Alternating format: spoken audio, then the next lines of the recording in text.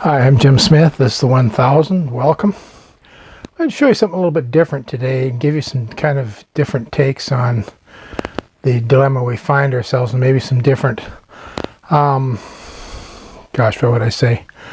Different retorts to the banners to kind of discomfort them and take them off. I want to.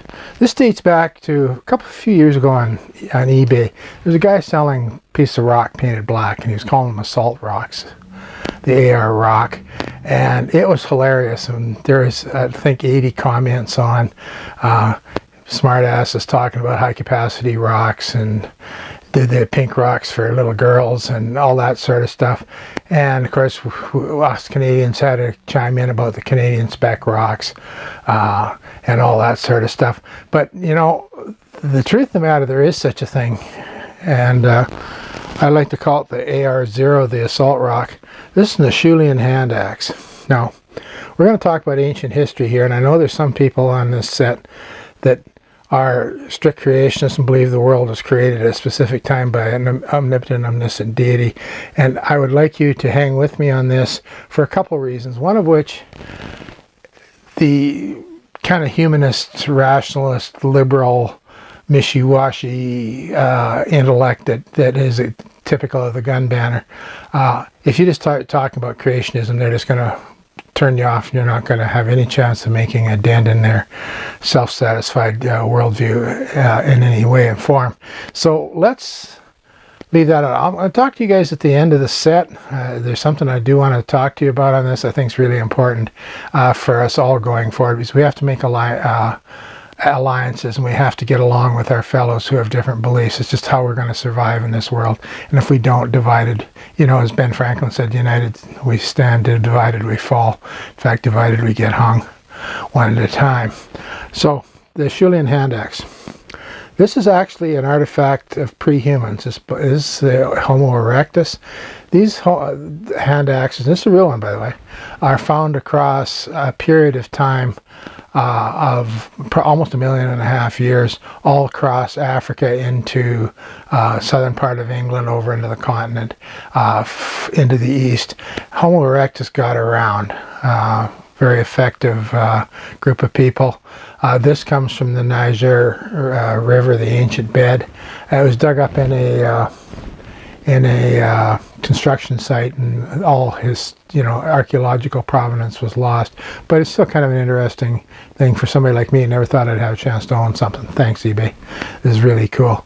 So what do we know about these things? Well, they built them generation after generation. They're found everywhere. They're found over a tremendous time. So they meant something to Homo erectus. Now, of course, we can't reconstruct their thought processes. They had much smaller brains than we did. That may or may not made them much dumber than we are. There's kind of two opinions on that, I guess, given the world we live in today. But a very successful group of people. The thing you have to understand about this is an indication of several things, one of which they meant something to Homo erectus, because they went to a lot of trouble to make these things. They're very aesthetically pleasing. They tend to be somewhere around 5.5 units by about 3 units, depending on what measurements you are. They do vary somewhat from size to size, but very close to the golden mean, very aesthetically pleasing to us today, which is really more remarkable for 1.5 million years in the past. Why did they make them?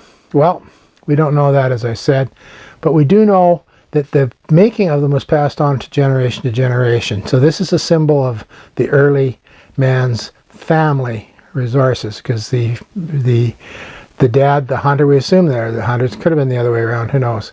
But somebody was passing to the next generation how to make these very complex tools, and it meant something to them, and it meant probably that they were different than the animals around them. And that's something you have to remember. Human beings are totally different than the animals around them, and we are the intellectual heirs of Homo erectus, even if we're not the direct genetic heirs. That's kind of up in the air sort of thing. So why did they make them? They may well have been artifacts of celebration.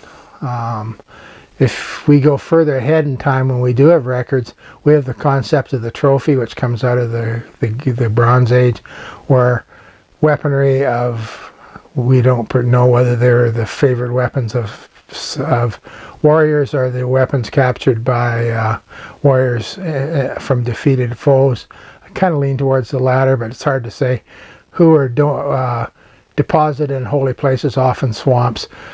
The Greeks, after a battle, would take the armor of some of the defeated soldiers, and they would put up a monument to them called a trophy. Weapons were carried back. The idea of having somebody's weaponry hanging on your wall probably dates back to the Greeks in late Bronze, early Iron Age, somewhere around there. So, a long time ago. This has been around for a long time, this idea of the trophy. And this may have been a trophy too. This is a sign that we're different and we're careful. So when a gun banner starts talking about this, please tell him that there's evidence, it's controversial at the best, that going back to the old Stone Age, the lower Paleolithic, that pre-humans were building tools not just for their utility value, but for their aesthetic value. And then they left them around. Now, why they left them from here to there? Were they marking places they had been, saying, I was here? Or they didn't have pockets, probably. There's no real evidence of clothes that'll come through a million years, so we don't really know. It isn't hard to make a sling out of a skinned rabbit or something like that and drop, your stone tool, or use it to carry the baby if you're mom while you're out gathering food. And they were capable, flexible people, so they may have had something like that. So we don't know quite why they dropped them. We do know there's a fantastic site in England where we do know kind of how they were made, because there's flakes from making a hand axe up against the stone. So it looks like this maker was sitting down on a stone. He looked like he had something on his lap because of the shape of the chips that are left. You can see his legs. You can see there's kind of a square area or a rectangular area or something like that, or a piece of hide or fur probably was. And he was making this thing for whatever reason. Again, the reasons aren't there. But consider this. $1 million, $1.5 million.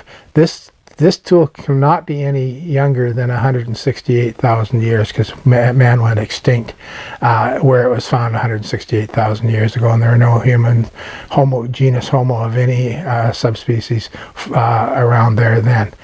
We are that descendant from that habit of having nifty tools, and we were quite willing to leave them behind for whatever reason we did. And this goes through the right through the Neolithic, goes into the Bronze Age, into the Age of Iron. There's probably more iron out there that was used for symbolic and religious purposes than we know, because iron is somewhat fragile when you put it in the soil, and unless you're lucky enough to maybe break the stone and get a casting of the rusted out piece of iron, it's sometimes kind of hard to tell where iron was. Sometimes it remains quite handily. Of course, then there's the issue with wood, which is also a big issue. So I wanted to say something to my friends who are devout creationists. You believe in an omniscient, omnipotent God, right?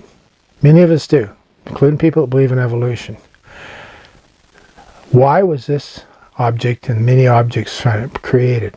When you are contemplating this item, consider this. If you're a creationist, this is a creation of Lord God with specific purpose in mind.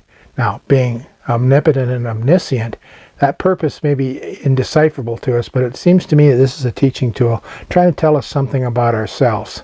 And what it's telling us about ourselves is that tools, and the archaeologists love to call this tool, but of course you and I know this is a weapon.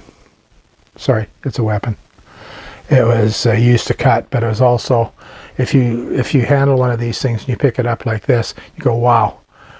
If you were in a hand-to-hand fight with a big cat or something like that, this would be a whole lot better than just a piece of rock because of the point on it. It would drive right in and it would do it. So yeah, weaponry. Also perhaps protecting Homo-Erectus families from marauding groups of non-Homo-Erectus, or maybe even the Homo-Erectus, we don't really know, but allowing them to survive, and probably allowed them to survive for a long time until Homo sapiens, our species, appeared on the face of the earth many, many years later. But this is part of our heritage. We have always had them. If you think you are changing human nature, you're dreaming. Whether you're a creationist or whether you're a Darwinist or whether you're both or neither, doesn't really matter. These things exist, they're real, and they're powerful reminders of what it is to be genus Homo. And that includes the skillful use of weaponry to protect one's family, to feed one's family, and to allow the next generation to succeed. Because Homo erectus took the time to teach this very complex art form to the next generation and to the next generation and the next generation. Generations are probably only 20 or 30 years apart, birth to death in those days, so it was a very intensive time. They took the energy away from food procuration, from reproduction, to teach the next generation this very important cultural artifact, the world's first genuine weapon, the first real genuine technology, the AR Assault Rock Zero, the very first of mankind. And people can say, oh, we're going to change human nature. I don't think some well-meaning social Darwinist, left-wing academic in 50 years that they've been trying it, that I've been watching, has made much progress at all. In fact, I think they're retrogressing in any way.